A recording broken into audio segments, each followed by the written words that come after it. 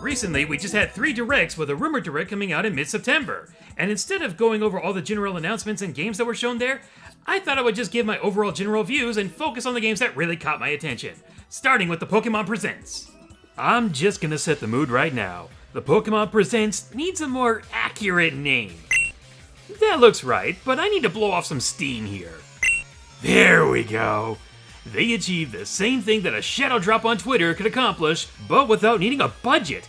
Yeah, that DJ Pikachu is a nice waiting screen, but how much did it cost to make that and put this together? Was it worth it? It feels like it's the same thing every time now. Updates for mobile games and whatever console game they're supporting, maybe a few extra projects? That's it. I have no interest in any of them. Except for Legend ZA, and after that direct, I'm starting to lose my hype for it. It's been almost 2 years and we're just now getting drip-fed information. They only showed Mega Dragonite for a new Mega form. And then later on they start showing off new Mega Pokemon and new features. It's just, what are you doing? Do you not know what should go into Presents and what shouldn't? Ugh. You couldn't have shown at least 5 or 6 of them during the Presents? When you show everything, then yeah, that's spoiling the game. Unless it's Smash newcomers. When you hold back too much, then it kind of feels like you don't have much to show, and the hype can drain pretty fast. I have to beg the question, why wasn't any of this in the February Direct? It was announced about a month in advance, and they already had a Direct in February that already felt devoid of a reason to exist, besides, it's that time of the year again! You'd be forgiven to think, maybe they couldn't announce something because the Switch 2 Direct hadn't been shown yet, and this is where we'll get the exciting information. Nope! Look, it's good that they're not rushing games out to hit the holiday sales, but if you're going to hold a Presents, this is where you need to announce new and exciting games. And in terms of Legend ZA, the way they've been slowly announcing things has started to make me sleepy. If you're excited for these games, there's nothing wrong with that. I'm just saying more and more people are going to lose interest in watching these. Normally, I would pre-order Legend ZA, but because I feel like I've been pranked by the Pokemon Company, I'm gonna wait for a Black Friday deal. Unless they really wow me before it releases. I guess what bugs me is that for what feels like 2 years now, it's been the same thing and no new games. Except for stuff like this, but who cares? I'm glad they don't want to rush games out anymore, and they don't want to repeat mistakes, I get that. But you know, you could learn from those mistakes, and even something that shouldn't take the bare minimum of effort to get done would have been exciting. I heard about these 2 rumors, and while they're rumors and I can't be disappointed or angry that they aren't real, I just like to share them because of how good they sound. One rumor was a collection of the older generations being re-released, but the execution was terribly done, so I'll clean it up. All you have to do is take the Mega Man approach and call it Legacy Collection 1 and Legacy Collection 2. Legacy 1 is Red, Blue, Yellow, Gold, Silver, Crystal, and Legacy 2 is Ruby, Sapphire, Emerald, Fire Red, Leaf Green. The events such as the GS Ball and e-ticket events in Gen 3 are available. They can trade with each other. Yes, even Gen 3 can trade back to Gen 1 and Gen 2 as long as the Pokemon and moves existed. They can work with the NSO games of Stadium 1 and 2 and the upcoming Colosseum and Gale of Darkness. Give it some bonuses, such as being able to use the Pokemon Green sprite work for Red and Blue, a main game bonus for organizing boxes and items and allowing up to more TMs, and can play to double or 4 times the speed. That's something that would have been exciting! Take little to no effort, but no! And it still confuses the heck out of me, because if you're not going to put these on NSO, then why not re-release them in a collection and make some money? Am I the only one confused about this? The other was an online team-based game, kind of like Overwatch and Marvel Rivals, but with Pokemon instead. Sign me up! That sounds awesome! You could have DPS Pokemon like Garchomp or a flanker like Gengar, tanks like Snorlax and Blastoise, and support like Chansey and Rabombi. Now, granted, this would take a lot longer to get done, and any fan that would try to do this on their own would get struck down, and chances are Pokemon won't make a game like this, no matter how awesome this idea sounds. But you get what I'm going for here. Stuff like this would be amazing and generate hype! Yeah, I went off on a tangent there, but what I'm getting at is that the Pokemon Presents are basically going to be the same thing every time now. The same games with new updates that could have been posted on Twitter, and there's no reason for me to get up at 6 in the morning to feel disappointed. I'm pretty sure that when Gen 10 is announced, probably next year, They're going to show the names of the games, a bit of the new location, some of the older Pokemon, and if we're lucky, the starters, the level 5 fodder, and the legendaries. And if that's it, I think I can just sleep through the announcement, because if I see any screenshots ahead of time, what does that really kind of spoil for me? Pokemon Presents feels so pointless now, and I don't like saying that, but I hate getting up for a letdown. Legends EA is the only one I plan to get, but if you want a day one purchase from me, you're gonna have to really impress me now. So, with the most disappointing Direct out of the way, we can talk about the Partner Direct.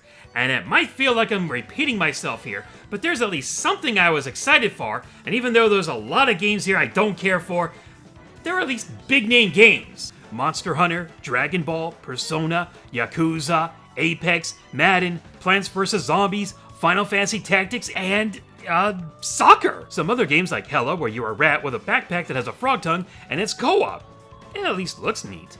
Chillin' by the Campfire, which I feel like was made to get you to sign up for Game Chat, but I'd rather just use Discord. Just Dance, which I will probably never buy, and they look like they hired people who stumbled into a Goodwill for clowns.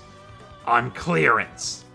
Lots of big names, but why does it feel like I'm starting to see so many of them in almost every Direct now? Most of them I'm pretty sure are just getting ported, so they're not even new games. Like you! I guess you're not tired of being mocked and laughed at yet! Get it away! Get it away! Kill it with fire! Wait, this thing is still going? Hey, Ubisoft, wake me up when you're dead! I want you to be dead. I'll be whatever you want me to be dead. I want you to be dead! If you haven't seen how infamously bad this game can be, you need to see it to believe it. And even though I'm hearing it runs better on the Switch too, Star Wars and Ubisoft aren't exactly things I trust right now.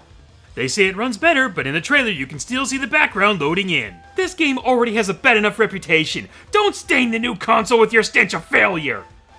And the last two games. Well, a friend in the server said it best. I'm tired of HD 2D. It looked all the same and it's boring. It's not a bad design, but when they played them back to back like that, it was hard to tell the difference. It reminds me of when they tried to announce a bunch of PS5 games. They try to make them look as realistic as possible, and I just can't tell one from the other.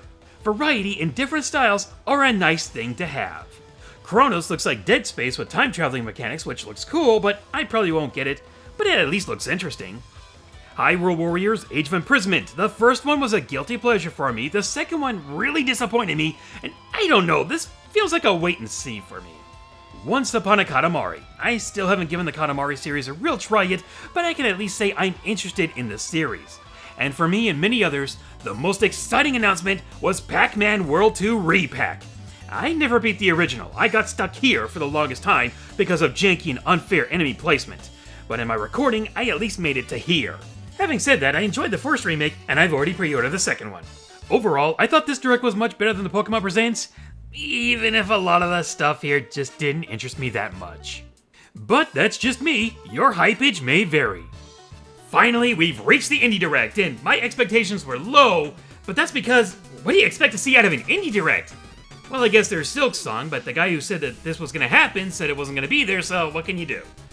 And after watching it, there were 3 games I was interested in getting, which is more than what I can say for the last 2 Directs.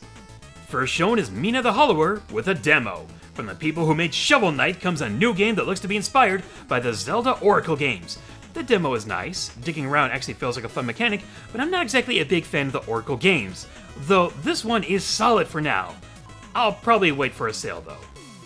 Well Dweller looks like a Metroidvania kind of game, starring a crow. The style looks nice, but Metroidvanias aren't my strong suit. Never way. Good pixel art, but the vibe I'm getting from this just doesn't reach me. Hurdling. This looks like Escort Mission the game. No thank you. Is This Seat Taken? A puzzle game where you put people where they want to go based on their preferences. Seeing this, I just had to download it, and if you deal with annoying people all day, then it's best to stay away from this one. Where's the mode where I can tell them to suck it up? They should have an unlockable mode where you try to make people as miserable as possible for whining too much. I know the company is called Wholesome Games, but this kinda has the opposite effect. Sure, it's nice when they're happy, but I don't think they're giving you enough credit for putting up with them. The puzzle element is nice for a pick-up-and-play style game, but try not to play it for too long. Little Kitty Big City Update. Don't have the game, and this didn't convince me to get it. Oh, here we go, content warning. Play with friends online where you stream in dangerous areas. If one person gets out alive, then it's a win! Read the comments on your stream, and the better you do, the better equipment you can get. This concept sounds so cool, but the Switch 2 won't get it till next year. So I bought it on Steam. Haven't been able to play it yet, just kinda waiting for enough players to join, but I'm really looking forward to trying it out. Ball X Pit, basically an auto-scrolling breakout game. Maybe on a good sale. Ultimate Sheep Raccoon. Make your own courses on the fly, watch out for obstacles, and make it to the goal. Basically a 2D version of Make Way. A friend got me that game, and it can be fun if a little janky. This will be crossplay, and I'm looking forward to more mayhem. Glaciered. Underwater exploration just isn't for me. Then we ended on a montage, and not a single one of these appealed to me. So yeah, we're just gonna give them all a level 1. And yet, the Indie Direct was my preferred choice of Direct among the bunch. There were 3 games I was very much interested in, the Partner Direct gave me at least 1 game to look forward to, and the Pokemon Presents almost cured my insomnia. Yes, I know it's sad that this took forever, and I still haven't done the one for the Switch 2 Direct. And I'm not gonna cancel it because I wanted to go with these 2 videos while also trying to make a quick video on this one. Plus some other videos, but I need to focus on these for right now. And you know what? To heck with it! Let's make a quick predictions for the supposed September Direct that I'll have to do an On My Radar video for. Metroid Prime 4 gets a tentative release date with a shadow drop of Prime 2 and 3 with a physical release coming later. Upcoming releases and teases for NSO titles for N64 and GameCube. Probably a few more ports like that Yoshi Willy World one that got leaked by Nintendo in the Switch 2 Direct. A launch date for Age of Imprisonment. A Mario announcement of some kind, but not the 3D Mario platformer for Switch 2. Mario Kart World DLC Pack 1, updates on previously announced games, more Switch 2 additions, but Smash Ultimate will not get one, and hopefully at least 2 new games for the Switch 2 that we've all been looking forward to, since the leak for Bonanza turned out to be true. The one about Star Fox playing like Zelda has a very good chance to be real. And no, it wouldn't be Adventures 2, even I'm confused by that. So with all that said, let me know what you thought about these directs. Did you like them? Did you sleep past them? What announcements are you looking forward to the most? Let me know in the comments below, and I'll see you guys in another video. Later, everyone!